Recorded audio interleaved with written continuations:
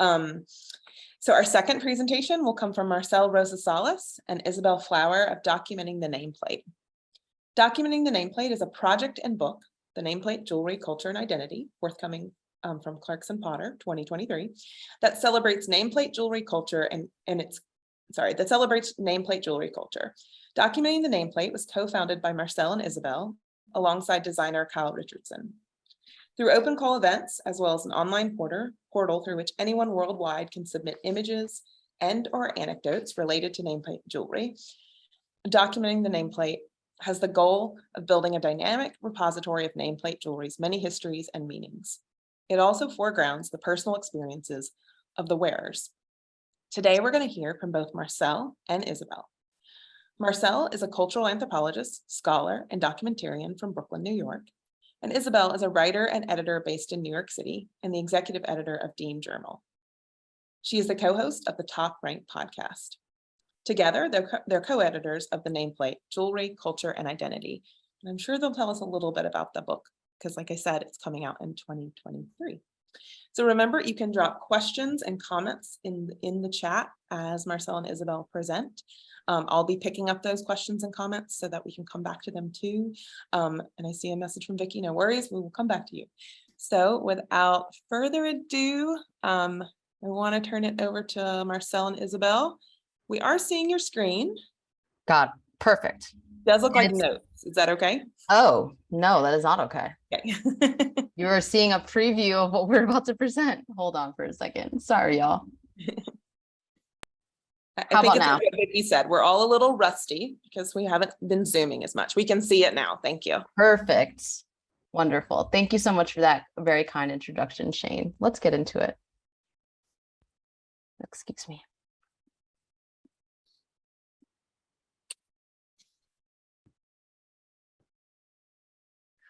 So during her speech at the 2020 Democratic National Convention, former First Lady Michelle Obama urged American voters to head to the polls as if, quote, their lives depended on it.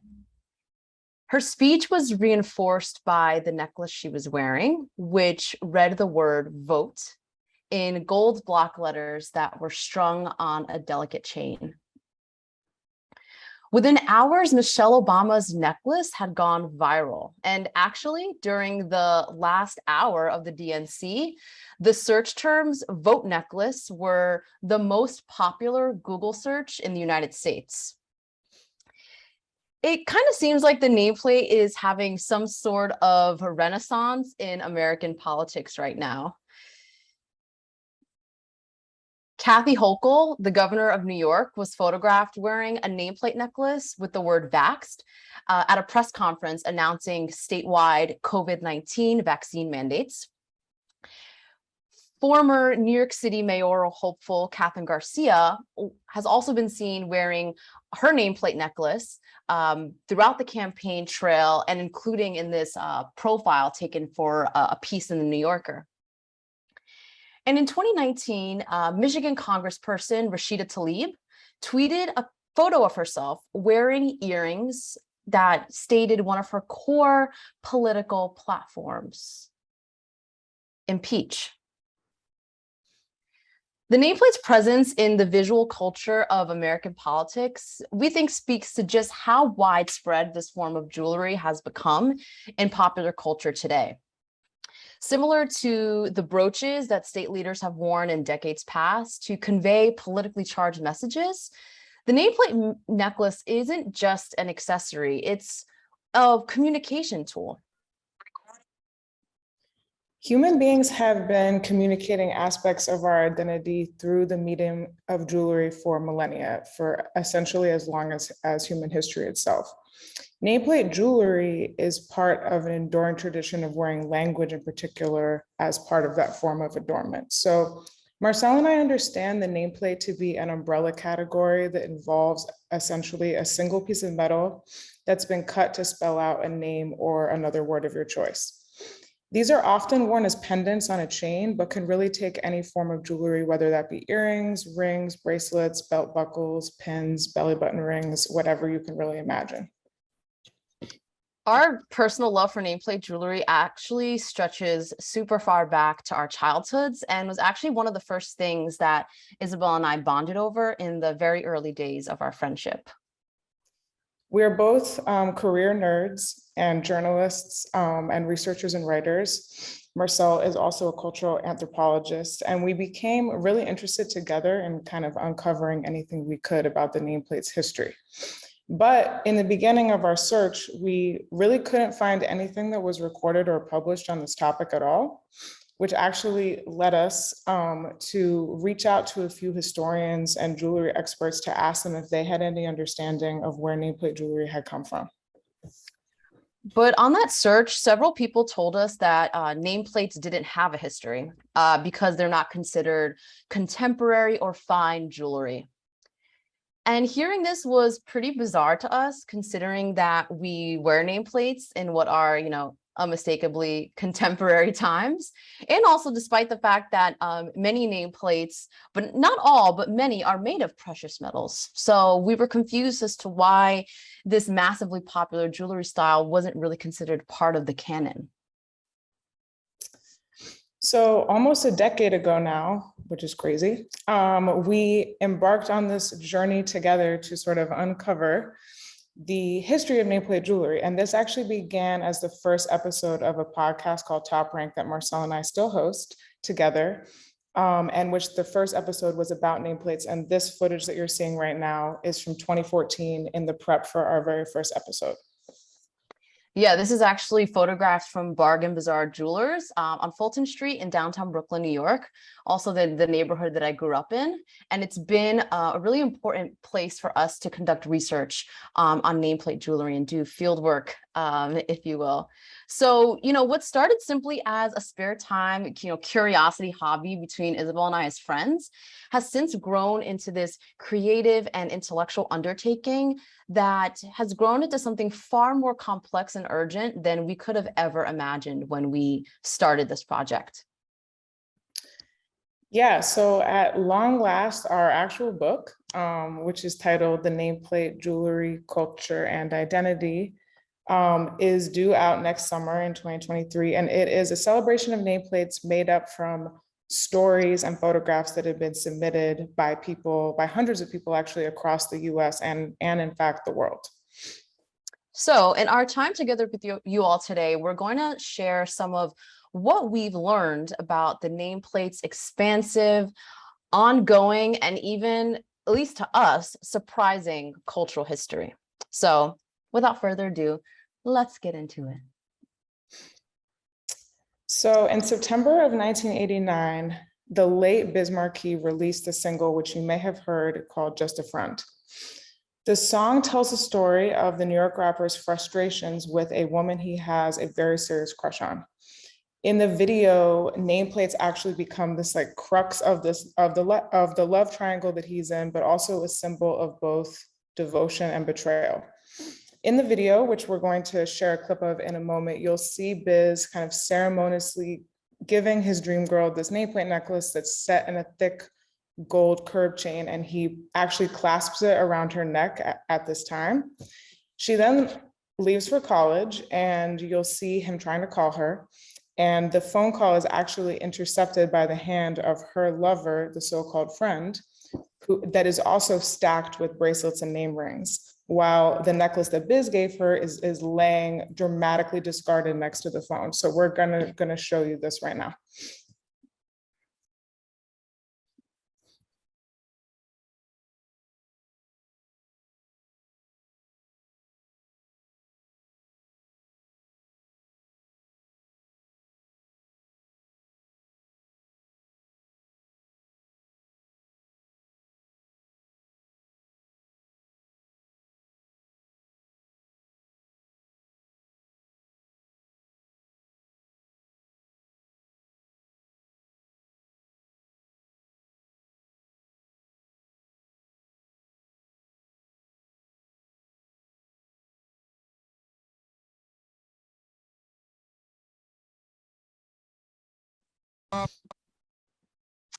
So the choice of the nameplate as the cornerstone of the storyline for this music video, we think really exemplifies the age-old link that we know often is made between romance and jewelry.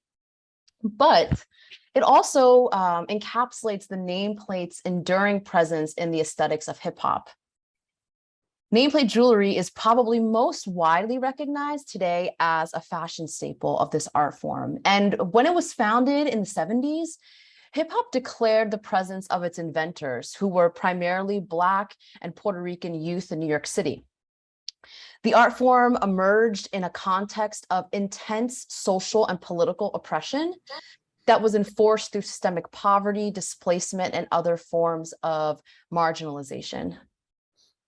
So whether expressed through clothing, through the hand style of a graffiti tag, or through an individual approach to dancing, rapping, or creating and distorting sound, I think it's fair to say that the importance of a singular identity and style is really at the core of hip hop's ethos, and was and continues to be often communicated through some kind of customization, from like original nicknames to ways of dressing to unique dance moves, really anything that expresses that you are different.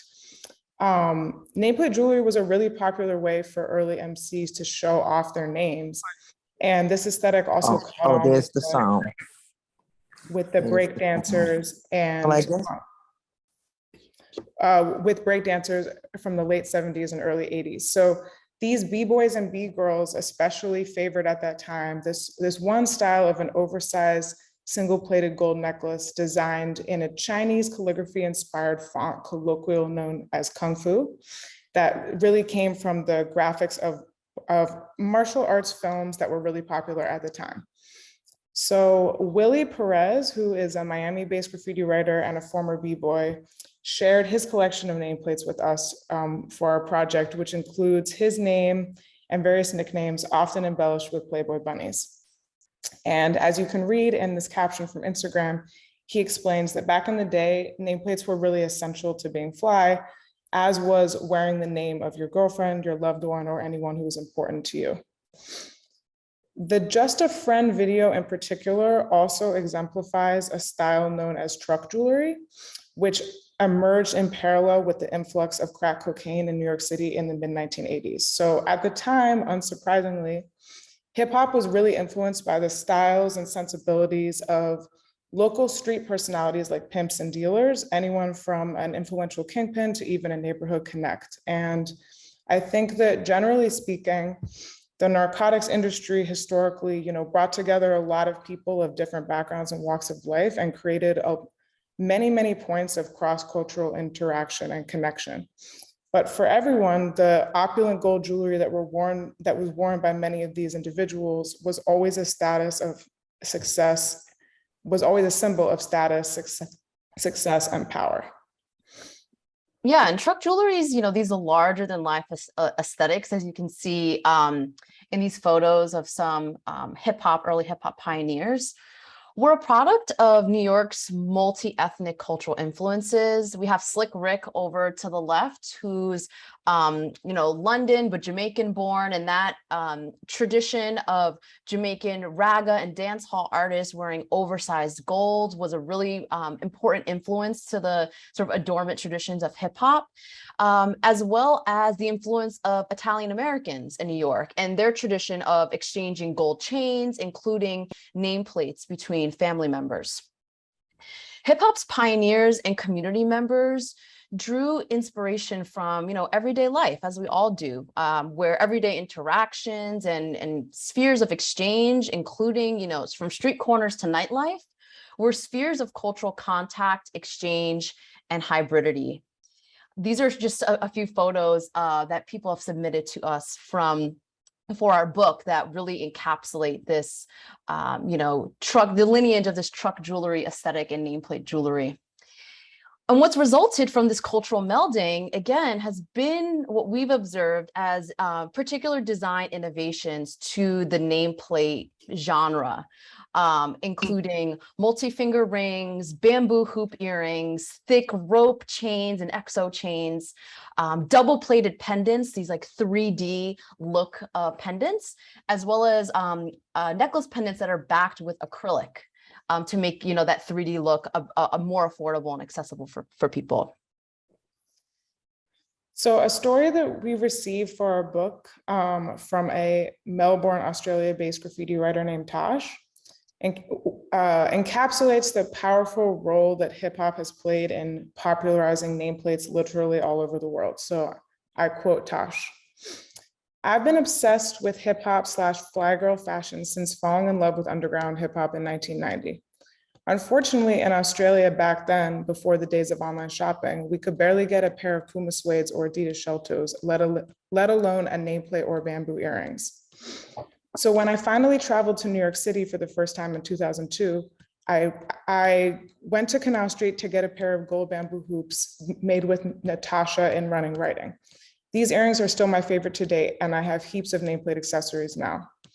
To this day, most people who aren't from New York City still don't get it, but as long as I wear and paint my name proudly, I know I am somebody." Hip hop in the communities, the adjacent communities that embrace this now global cultural movement, continue to innovate the nameplate to this day. We see Meg Thee Stallion here wearing, a very intensely iced out nameplate is the style that it's called, which is getting quite popular across the country, but is especially popular in the South, particularly in Houston, where Meg Thee Stallion is from. So this is to say that while one of our main entry points to nameplate jewelry has been hip hop, what we've come to learn is that the style really has no singular geographic or cultural origin or linear historical trajectory. The nameplate is truly a cross-cultural and hybrid art form with multiple historical roots that actually extend back millennia. For example, here in ancient Egypt, pharaohs and members of the upper classes dipped gold signet rings engraved with their names and titles into wax as a way to stamp and actually sign official documents. In the late medieval period, the English had what was known as posy jewelry, which were rings inscribed with poems and religious texts that were exchanged between loved ones and spouses. Cultural interactions between the British and Hawaiian monarchies during the late 19th century also spawned a whole other style of nameplates, which you'll see here, known as Hawaiian heirloom jewelry. And this style includes bangles, as you see here, but also necklace pendants and rings that are engraved with Hawaiian flora and fauna and are also embossed with words and names in what, as you'll see here, this like black enamel that's kind of hearkening back to that kind of English influence. And they're often given as gifts during, big major life moments, coming of age rites like graduations, birthdays, things of that nature. Nameplate jewelry's cross-cultural lineage has also kind of been like mapped out in the stories that we've received from people all over the world. So for example, Panama style nameplates, which is called kare jewelry, is made from carved and lacquered buffalo bone and turtle shells with the name placed on the surface in gold. This style of jewelry is sold by and for Panamanian and also other Caribbean communities in shops like Palm Jewelry on Church Avenue in Flatbush, which is where these images are from. For this book, we've received hundreds of stories from around the United States and around the world, with people sharing stories behind their nameplate jewelry. And through these stories, the nameplates' really dynamic, global, cross-cultural lineages really shine through.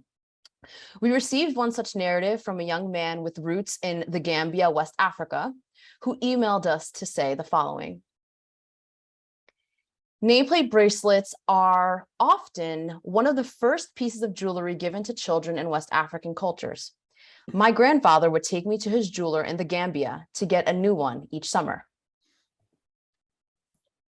We also had several submissions from Pakistani Americans who talked about how nameplates are exchanged in their culture as well. One woman told us the following quote, "It's a tradition in Pakistani culture to receive gold once you get married. And while most things were kept away in a safe, my mom kept a few at home that I often admired. One being a gold necklace with her and my dad's name set in simple script. I remember being 11 at the time and asking my mom for a necklace with my name on it. And sure enough, she had one stored away for me that was made after I was born." Someone from Chicago DM'd us on Instagram telling us about the nameplate she received for her quinceañera, which is a coming of age ceremony celebrated in some Latinx cultures on a girl's 15th birthday. Here's what she said. "I was gifted my first and only nameplate necklace for my quinceañera. My quince nameplate reminds me of the community of people who raised me and have showed up to support and love me, and how they have taught me to be proud of myself. My quince nameplate was gifted to me by a special man named Jose. During the summers, he would come to Chicago from Mexico to panhandle outside my parents' grocery store that they ran together in Humboldt Park. It's an honor to have been gifted this necklace by Jose and to be loved by a community who respects my parents and family." And after years of searching, and this actually happened very fortuitously because our friend has been looking for this nameplate for the whole duration of our project and finally found it in time to be in our book. This is the nameplate that belonged to her Jewish grandmother, Bessie, and it was actually made in South Philly in the 1960s. So, all this goes to say that nameplates are deeply personal objects that are imbued with such a diversity of experiences and contexts and meanings. And for Isabel and I, nameplates are deeply personal to us and deeply meaningful. This is why, we're doing this project in the first place. So we want to share a bit more of our personal connection to these objects with you all by sharing maybe an embarrassing photo, which is me. This is me in 5th grade, my 5th grade graduation picture, looking perhaps very excited, very proud, but I think, most happy to be wearing my very first nameplate. I grew up in Brooklyn, and nameplates were, and I think remain, a really prominent fashion staple. And what I observed since a young age was that the nameplate really powerfully linked together so many different communities across racial, ethnic, and class backgrounds. And I think that nameplates were really one of the first art objects that I consciously remember considering beautiful. I'm also a twin, and I have spent my entire life being called by the wrong name.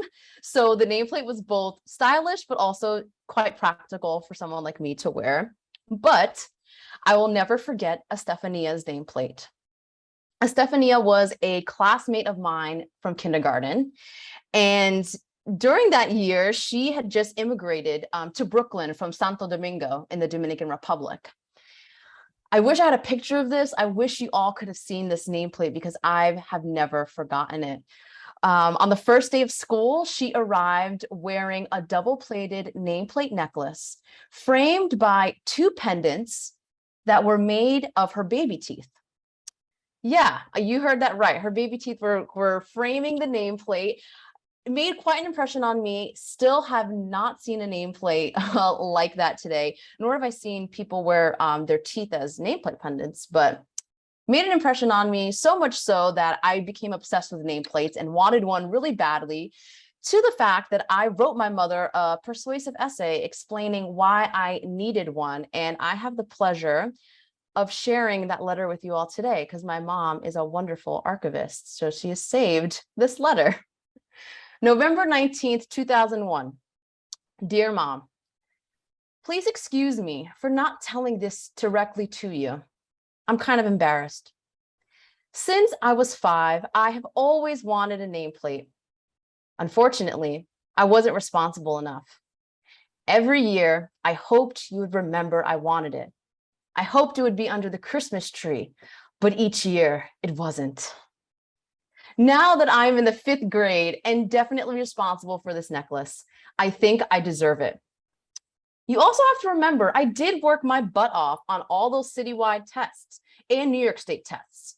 For my own good, of course. Just got to move the screen to read the rest of the letter. Please read this letter over and think about it. I will be forever grateful. Love, Marcel. And I'm happy to report that the letter was successful because I got the nameplate, and here it is. Now it's attached to the nameplate that me and my husband share cornily, but here it is. So there you go. That's my nameplate story. I will never tire of hearing this letter, even though it has been read to me on numerous occasions. I cannot hear it and not laugh. I, on the other hand, was born in Washington, D.C., although I didn't live there very long because we moved when I was a month old. And I grew up in various small cities and suburbs, mostly in Pennsylvania and New Jersey. So I moved a lot as a kid. That's probably the defining detail of my childhood. But for anyone who's around, you can testify that in the mid-90s to mid-2000s, nameplates were truly everywhere. And though I lived in a variety of places with very different kind of cultures, demographics, and class brackets, nameplates were one of the few things I remember as always being consistently popular and always being important. And for that reason, starting in elementary school, I always admired the stylish older girls with slick high ponytails and glimmering chains. And I eagerly ordered my first Isabel nameplate at a mall kiosk in the Park City Shopping Center in Lancaster, Pennsylvania. It was one of those kiosks that's same day order and pickup. So I got it later that day. And I eagerly wore it for a short period of time until it turned my neck green because it was made out of base metal. So it wasn't until my late teens, probably about 10 years later, that I got my first real nameplate in gold, which you will see a photo of here. And even though I lost it, Ali at Bargain Bazaar masterfully recreated an exact replica for me down to every last etch, which I have now. Nameplates are meaningful to people for a whole host of reasons. And what's been really beautiful to reflect on through the stories that people have shared with us over the years is some of the themes that have been emerging about the significance that people attribute to these objects. I think it's fair to say that the most distilled signifier of our personhood is our name. And names carry a huge weight in communicating both social standing and cultural affiliation. And I think that in the US in particular, having a name of a non-English or non-Western origin, or even just a name that's a product of a different phonetic structure, has historically designated people as othered, even in a country that, ironically has been populated by centuries of immigration. Yeah, just to, emphasize this point once again, this denial of nomenclature has and still is used as a political tool to enforce assimilation and marginalization upon disenfranchised groups.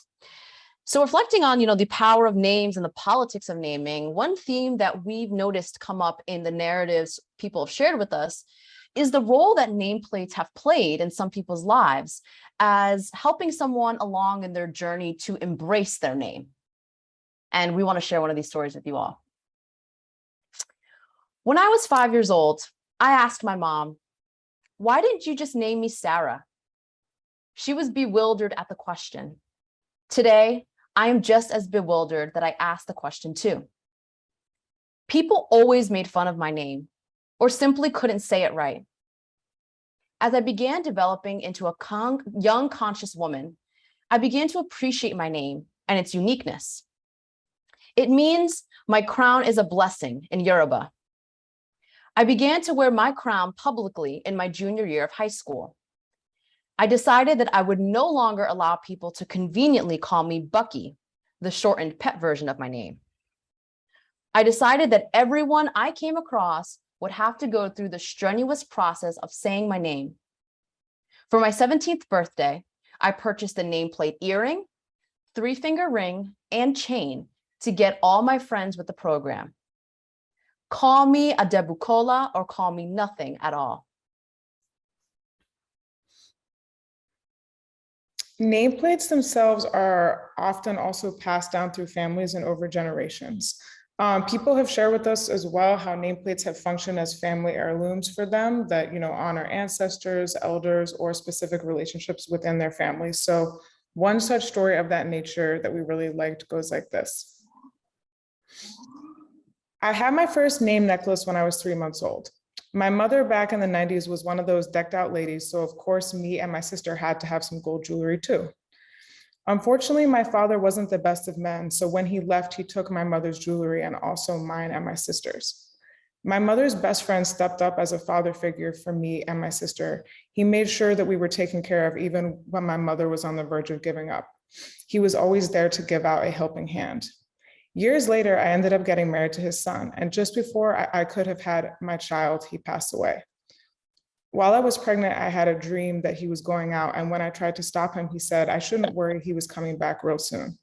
When my son was born, it was only natural to name him after his grandfather, Isioma, which means good luck in my language. Yeah, we love this photo. Additionally, the process of purchasing, choosing, or designing your own nameplate has for many people, I think including Marcel and I, been a way of expressing agency and self-determination, and kind of like a coming of age. So this is one of my favorite stories, which was submitted by a high schooler in the San Fernando Valley.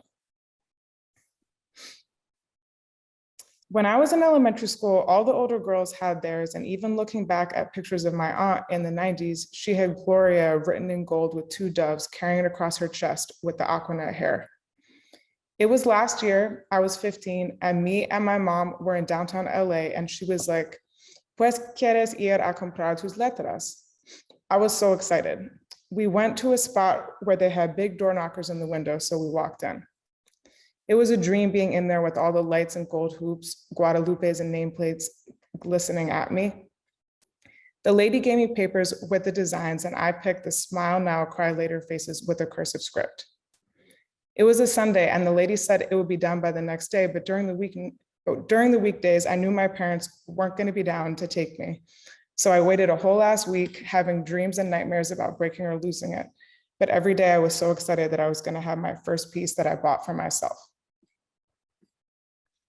And finally, we have observed the power that the nameplate has in offering its wearers a way to express pride in who they are in a society where this type of regard is otherwise, denied to them in a discriminatory society. We want to conclude with an audio clip recorded by Brianna, who's a childhood friend of mine, who describes this very circumstance. So we'll conclude with this audio clip.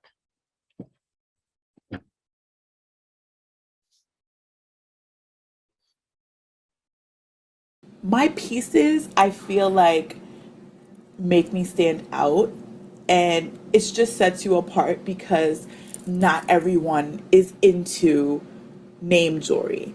The associations with name jewelry is kind of like your ghetto, which I love, by the way, but it's just negative to other people. But ghetto to me means something totally different. It just is along the lines of everything I said before as far as originality. Somebody calling me ghetto is not offensive because I am from the ghetto, and I love that because it makes me me, and it doesn't stop me from where I'm going. It's just, gives me my flavor.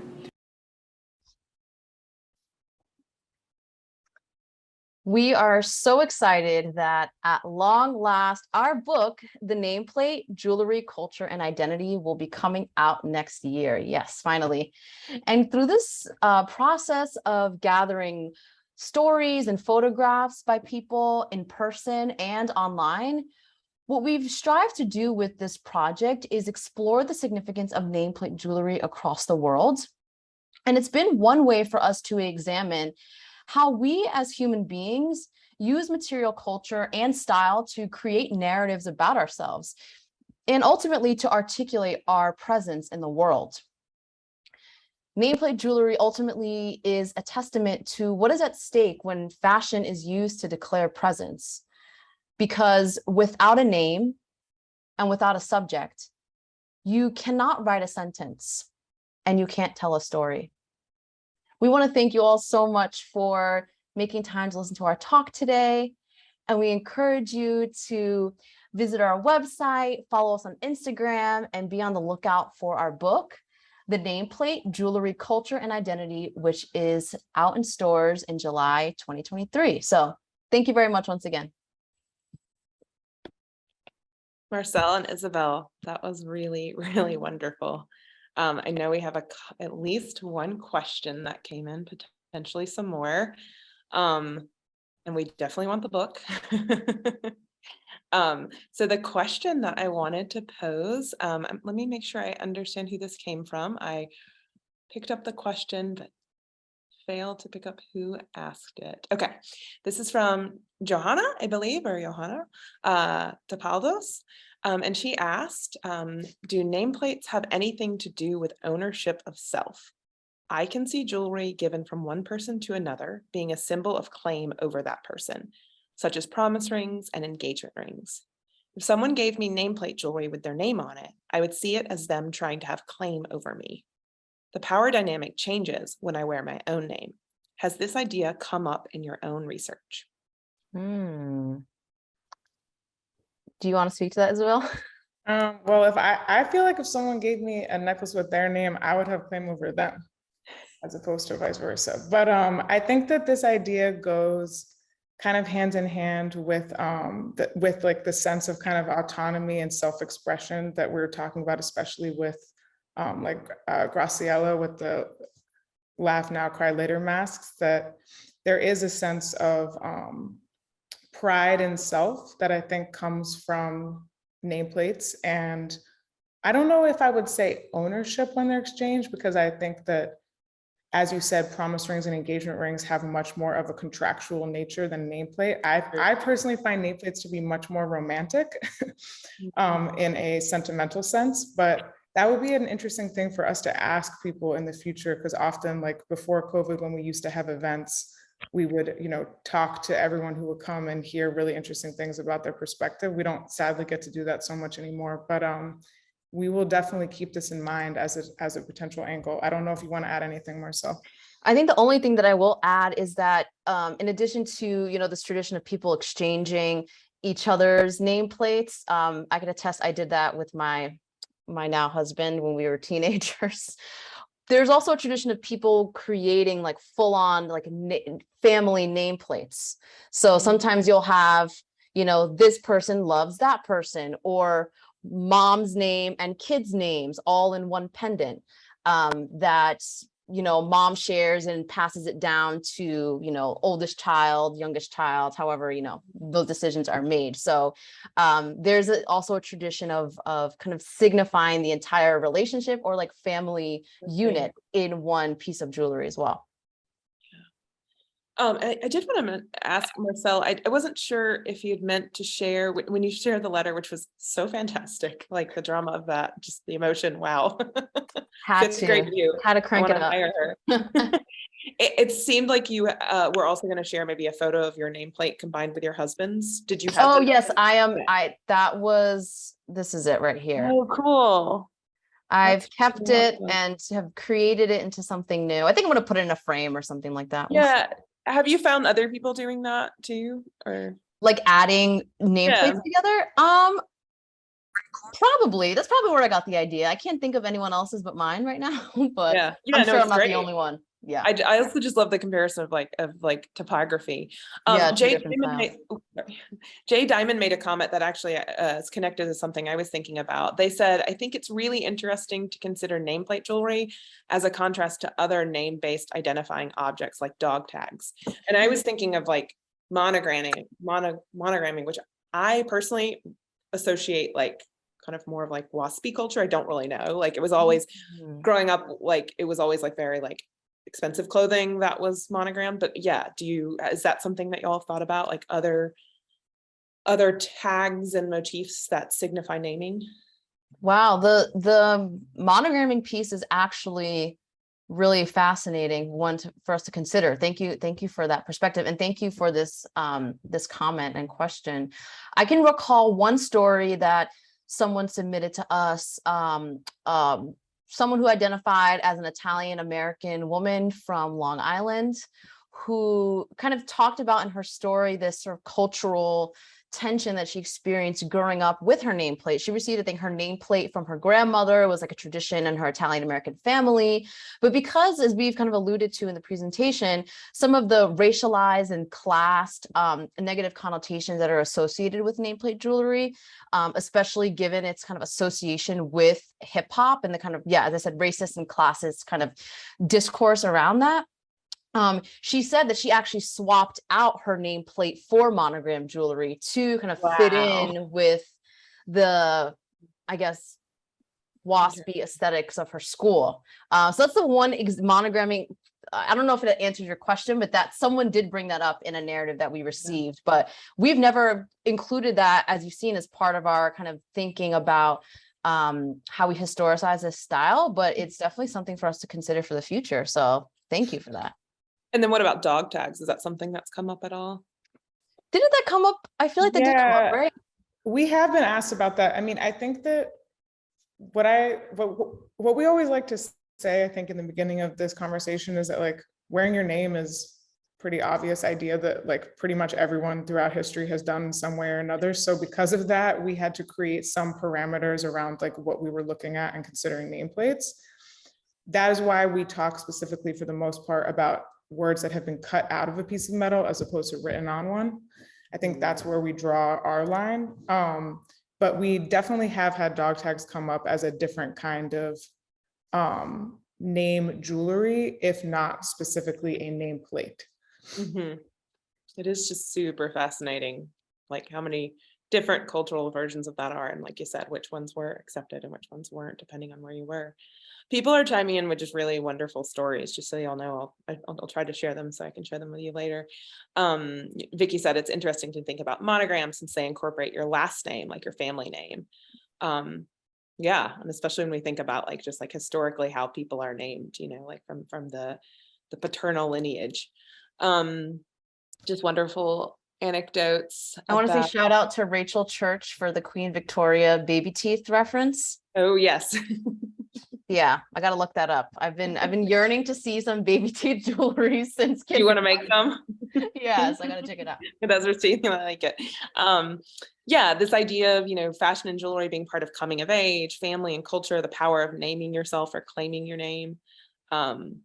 So interesting. People have really great stories. I'll pick those up to share with you. Awesome. So I don't think there are any other questions right now. We are going to take a 3-minute break. We are going to come back at 1:42. So go get something to drink, bathroom break. We'll see everybody at 1:42, and we'll turn it over to our third speaker, Georgina Trevino. So thanks again, Marcel and Isabel. We'll see you again in a few minutes and hear more from you a little later. Thanks.